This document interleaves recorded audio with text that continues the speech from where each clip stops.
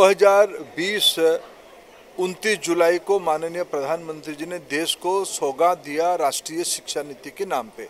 Doctor कस्तूरी रंगन जी की नेतृत्व में बनी हुई कमेटी ने अपना मसौदा प्रधानमंत्री जी को दिया और प्रधानमंत्री जी ने उसको देश को समर्पित किया। उसकी ये तीसरी इम्प्लीमेंटेशन साल है। कोरोना के कारण उसमें कई सारा विषय की नेचुरल विलम्ब हो गई थी। धीरे धीरे एनईपी की सारे अमृत समाज को मिलना शुरू हो गया है। आज उसी कड़ी में एक महत्वपूर्ण काम हुई है जो स्कूली शिक्षा की सबसे महत्वपूर्ण हिस्सा है।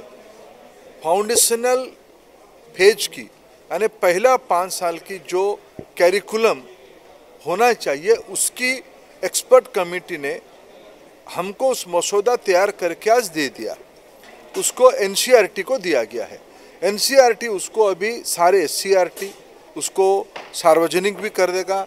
जो निजी लोग हैं जिसमें उस करिकुलम को देखते हुए अपना विचार सुझाव भी देंगे।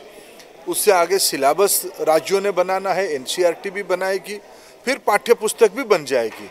और हमारी लक्ष्य है अगले सरस्वती पूजा की समय में ही देश में फाउंडेशनल फेज के लिए यानी बाल वाटिका 1, 2, 3 जो इस एनसीईआरटी की एनईपी की सबसे एक प्रमुख रिकमेंडेशन है, क्योंकि 80% बच्चे की मन बन जाता है, बुद्धि बन जाता है आयु 6-7 साल तक।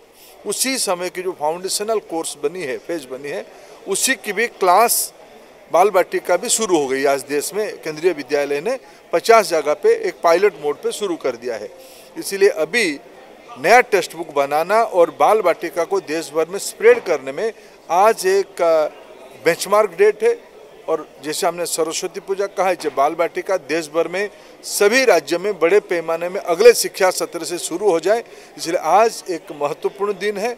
मैं आज देश को इसको समर्पित होते हुए दोनों एक्सपर्ट ग्रुप और एनसीईआरटी के बीच में मैं साक्षी बना। बहुत अच्छा दिन है। देखिए, भारत की जो जीवन प्रवाह है, जो भारत की मूल विचार है, पंचकोश व्यवस्था आधारित ये भारतीय शिक्षा पद्धति होगी। ब्रह्मांड यानी यूनिवर्स, आज विश्व चिंतित है ग्लोबल वार्मिंग को लेके।